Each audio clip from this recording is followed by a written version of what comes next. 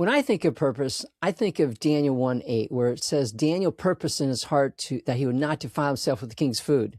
That was a purpose in a moment, something that he was going to do right then and there. But there's also a lifelong purpose of what we're supposed to do as well. Daniel was faithful in all that he did. And it's interesting later on in his life that they couldn't find anything wrong with him when they tried to get him in trouble and that's when he ended up getting thrown into the lion's den. Um, but life purpose encompasses obviously your whole life, and that also affects your business, and it's the impetus to move your business forward. And you may know your life purpose, you may not know it. That's either way, that's fine. Today we have brought on Michelle Sloan, who's a principal coach and a school consultant to help clarify mission, vision, and core values and to live by them. That's what she does for schools. And we're going to talk about purpose today. So thank you for coming on, Michelle. And to start off with, one question is, what is one way that you have found to honor God in your business that other people may not know about? I try to stay purpose driven, and I recognize that God has given me a unique set of gifts and talents. I believe that for everybody, and that He's called me to use them to make a difference. And I try to stay true to who I am, who He's called me to be, and what He's called me to do. There's a lot of noise out there. A lot of people have expectations on what I should do. The market says what they should expect of me. And it's very easy to look at what somebody else is doing in their business and say, "Oh, I should implement that," or "I want to be Mm, like that speaker." But I want to stay true to who God's called me to be and what He's called me to do. excellent. That's good. Staying true to who you are, and that's so very important. I run that gamut too, and still work on that. What am I supposed to do, myself or other people? What they do. Yeah. Um, so yeah, give us a brief background of how God has led you and what you're doing today. My background is in education. I was an elementary teacher and then an elementary and middle school principal for 12 years. And I've started a school from the ground up. I was able Mm, to do that with a team and see that thrive throughout the years. And then during COVID, take on a declining school of all times in year 2020 when yep. chaos was happening, and just utilize those same skills that I had to start a school to rebuild the school. And it really was all about mission, vision, core values, and creating a unique set of skills and defining moments for that school, clearly defining who they were, why they exist, what's that sets them apart from every other school in the area. But it went beyond that because I recognized in my first principalship that being a leader can be lonely. It can be Mm-hmm. isolating. It's a heavy weight to bear, in that you need to know who you are. You need to know your limitations as well as your strengths and your abilities, and be able to surround yourself with people where you are weak. So we have to acknowledge our weaknesses and what we can't do, and then intentionally build a team around us, because we can't fulfill the mission that God's called us to do on our own. He wants us to be connected to people. Yep. We live in America, and it's want to do it myself, but I find out more and more you work better as a team Mm-hmm. at times. I mean, you can work individually, but there's always going to be a part where you come back together as a group to accomplish something bigger. Right. And so I use that now to work with school leaders and principals. I coach them. I love helping them to define their unique ability within themselves and their team, but then also as their school and their organization. I don't just work with schools, but also organizations. They go through the same thing. Schools are organizations, they are Yes. businesses, and they go through the same things. And so I think having led a school, starting a school, really helps me understand that leadership perspective. And whether you're leading a school or an organization, a nonprofit, a for-profit, an LLC, we all face the same challenges of trying to clearly define who our clientele is, who we are, who we're going to serve, what's the socioeconomic background, what's the demographic, how do you define success, and not just what you do, but also what you're not going to do. And I know all those, but it's hard to define that. I mean, you say it all really quickly, but it's sometimes harder to do that. Yeah. So we've talked about purpose a little bit and how that is like the foundation for your business or profit or whatever, your school, wherever you go. Mm-hmm. So define purpose for us, whether it be individual or business, you pick. Define that for us. Okay. Well, I like to define purpose as your mission. So your individual purpose is knowing who you are, what you stand for, what your abilities are, what your calling is. I believe God creates every single person with a purpose. They have a unique set of skills, talents, abilities, whatever you, a genius, an unfair advantage, whatever you want to call it, that just comes naturally to them. They were gifted. They were made for that, and they're going to find passion and joy in that.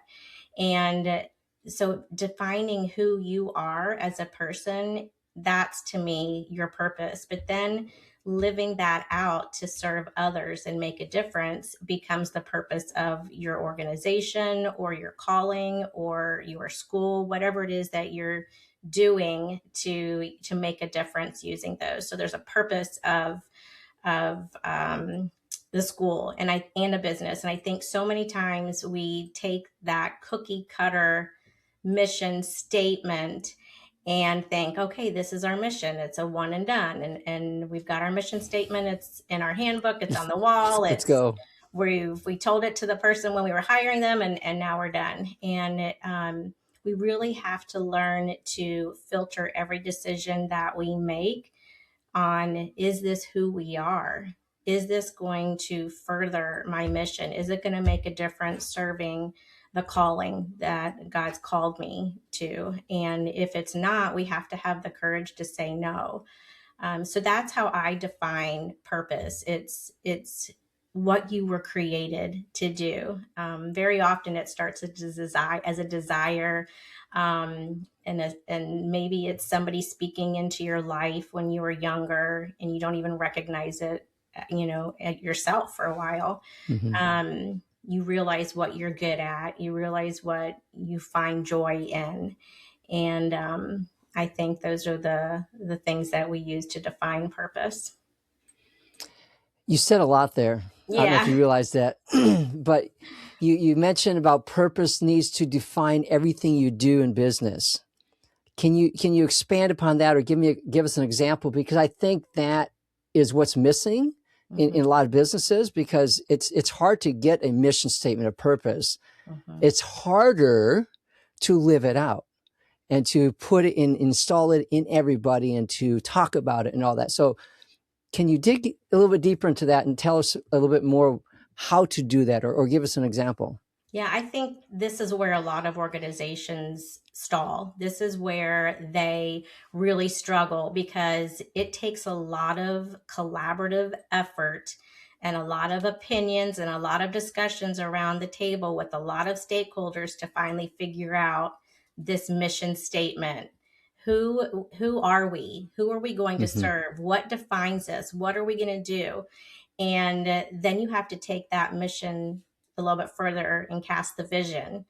And I love vision casting. That's part of who I am. It's like painting that beautiful picture of where the cruise ship is taking you, or that travel agency. It's like, look at all these beautiful pictures of where you want to go, and they make it look so pretty. We spend our time, we spend our energy, we save our money, all to get to where that beautiful picture is. And it's people in your organization need that. They need to know that where you're going is worth the hard times. And so it goes beyond writing those statements, and it's hard writing those statements, finally getting to that place where you have that clearly defined, but the work isn't done. Then that has to show up in, yes, you want it on your website. Yes, you want it on your onboarding content. You want it, in your applications. You want to talk about it at the beginning of the year when you're casting your vision. But it shows up in every meeting that you have. And in every decision that you get ready to make, somebody has to ask the question, is this aligning with our purpose, Hmm. who we are, and who we're going to serve? Is this furthering our mission? I see this in schools a lot because there's the latest and newest program that's going to raise the test scores.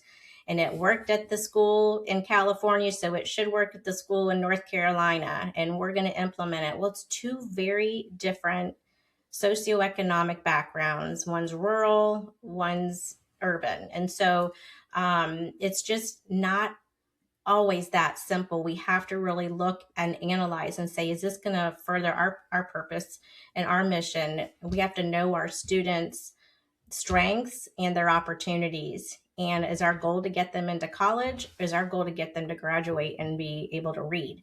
And so there's just very, very different dynamics. And we've the businesses do the same thing. Hmm. Oh, we start Googling what's a good mission statement for a service industry, and that sounds good. Let's use that one.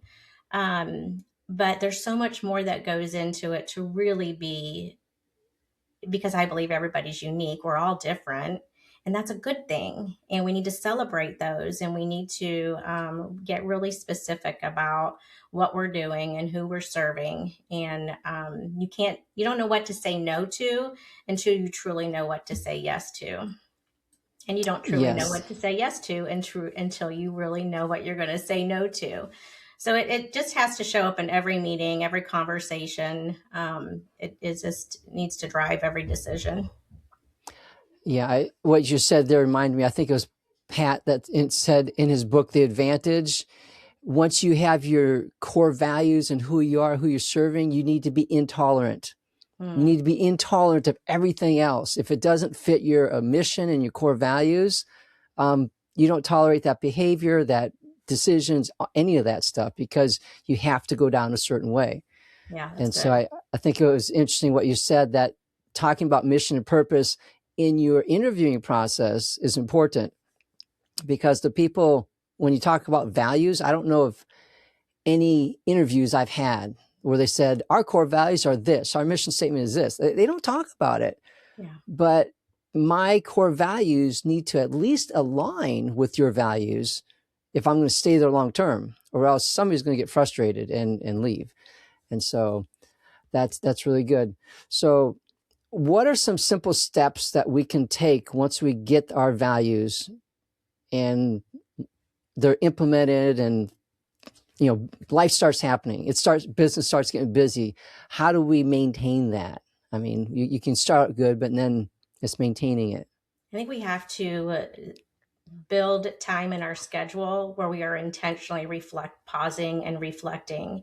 And Okay. it's an on before every decision and at every meeting. Put it at the bottom of your agenda, whatever you have to do to say, is this aligning with our mission? Are we living out our core values? And I loved what you said about the core values, because you're right. People have an idea of how your organization runs by what they've seen, whether it's on social media or from the time they walk into your building, what they've read in the application, just the different interactions. They have an idea, but they don't truly know.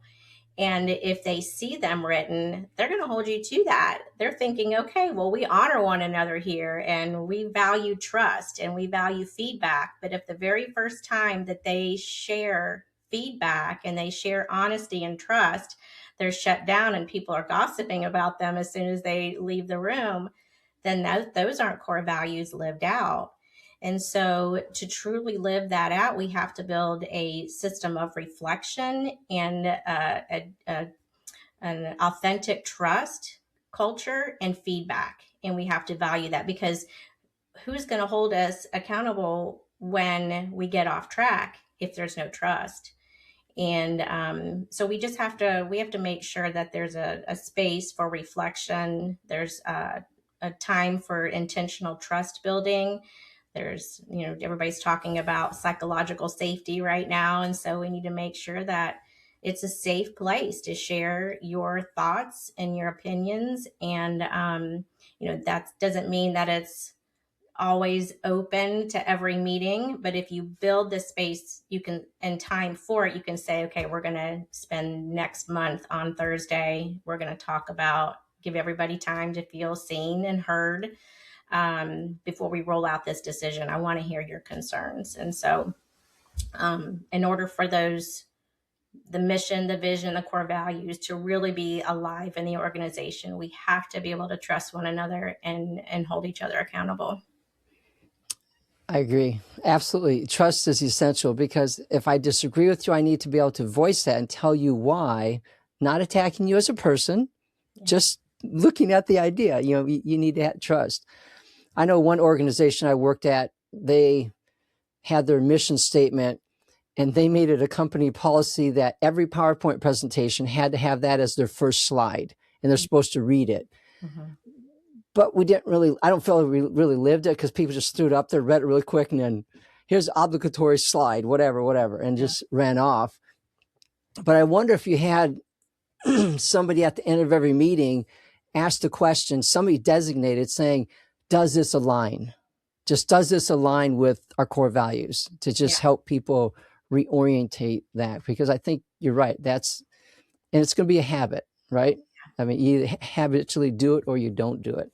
Yeah. And I think good. too, along with that, the idea is that there's some training on the mission statement to like break it down. There's usually 3 or 4 components to a mission statement, but let's do some training on this. What does it really mean to serve our customers well? Let's break that down and do some training on this. But then how does that look and live out in every different department and in every different role and in every different responsibility? Because we make the assumption that they understand all of that, and we find out quickly that they just didn't know. We have to have those expectations, conversations, and that can be freedom. That's, knowledge is power and freeing. So I think what you said there is very good there as far as explaining it, because if you don't explain it, it's going to be interpreted however that person interprets it, which could be wrong. Right. So yes, it's work. What you're saying is a lot of work, but I think it's probably worth it. Do you have a story that you could share with us about a school or a company that went from unclear to super clear, and what happened? Yeah. So from the one that I started from the ground up, we just had the opportunity to start it off right. So a lot of research went in, a lot of team building, a lot of let's do this. And so taking that and seeing a school that was declining during COVID, I knew I was going to have to rally the troops together. I'm brand new. I'm new to the state. I don't understand the state regulations of what's going on with COVID. And so we're trying to navigate and figure all of this out together. But, the mission of the school did not change, but the purpose that year was really to try to provide a quality education for the students in the midst of the pandemic that was happening. So our purpose kind of shifted a little bit. But one of the things that stood out to me was some of this, it was a very academic driven school. And so, and there was some athletics that made it, so athletics and academics were the two, which very often we find in schools. And so it's hearing and seeing students feel like they weren't successful at anything. I can't do anything right. Mm-hmm. And that really bothered me, because I want, not in my school. I don't want to hear that. I believe God has given everybody abilities and gifts and talents. And so I started saying over the loudspeaker, I honestly don't even know how it came about, except that the phrase just stuck with me. You were created on purpose and for a purpose. You have gifts and talents that nobody else has, and this world needs you. Now go and make a difference. And then I would say that when it was their birthday. And it just took off. I heard them saying it to their teacher, Mrs. Smith, happy birthday. You were created on purpose and for a purpose. And then Neat. they had Neat. t-shirts made that said, I was Okay. created on purpose and for a purpose. And so we started celebrating other things in our award assemblies, not just students that were achieving athletic awards at the award assembly and students that were achieving academics. We still celebrated those because that's part of Yeah. some people's story and their abilities. But we were looking at character, and we were looking at things that they were enjoying outside of school. You know, if they were on an ice hockey team or a soccer team, you know, what were things that they were good at? Building friendships, conflict resolution. We just built in things and awards and achievements to celebrate everybody and believe that they could be successful at something, and that they were that they mattered, they were seen, and they mattered. That's good. And you saw the increase in your school system then too, didn't you? Yeah, it doubled in size within a year and a half. It was crazy. We were on, hiring frenzy. It was crazy. Crazy in a good way. Yeah. Sometimes it's like that. Sometimes it's just crazy, but yeah. So, is there any other questions I should be asking you about purpose? It seems like we've covered a lot of the bases. Is there anything I'm missing here? No, I think it's a lot of times people want to just Google and figure this out. And it really does take a lot of time. It takes a lot of thought. It takes a lot of prayer. And we need to reflect. It's very easy to get off track. It's very easy to, as a business owner, to look at somebody else's path to success and try to imitate that. But we don't honor God by being somebody else. We honor God by being who we are. And, I think we have to build time to pause and reflect in who we are and what we're doing on a regular basis, in the good moments and in the bad moments. We're so good at doing it in the bad moments when we're struggling, but we need to be intentional about building those times, in the good moments too, on a regular basis. Like you said earlier, it's a habit. Yep. And that reminds me of things you've mentioned throughout the whole episode here, as far as your uniqueness and your success isn't going to necessarily look like somebody else's. And that's what excites me about business and frustrates me about business, because I just want to set the rules and follow them. Yeah. But I know that even if it worked for you, it may not work for me, because we're two different people. Yeah. It's not meaning I'm doing it wrong. It's just God has a slightly different path for me. Yeah. I know when I home educated my children, I realized that each one of them learns at different speeds, and they learn different subjects at different speeds too. And that just made everything very complex. Yeah. But it's just that individuality, and it carries on into adulthood and business and everything else, and our different purposes and different ways we run business. Yeah. But purpose is something it's worth the effort and the work and time to figure out. Well, Michelle, thank you very much. Do you have any final words of inspiration or challenge for my audience today that you'd like them to, if they forget everything else, to, hey, remember this? That they matter, that they're good at something, that they were created on purpose and for a purpose, and God sees them, He knows them, and He wants them to use their gifts to go make a difference and help somebody else. I love it. You matter. Michelle, thank you so much for your time and encouragement today. And if you're looking to go deeper or want to learn more about Michelle and her work, check out the show notes for links and sites to understand her and where she's at and how to get a hold of her, how to work with her. And if you've enjoyed this episode, I encourage you to leave a rating and review, subscribe, and sign up for our newsletter. And you also get a verse of the week with a challenge with that. And remember, your business represents the great God you serve. So build a business worthy of God's name and in a way that honors Him. Bye for now.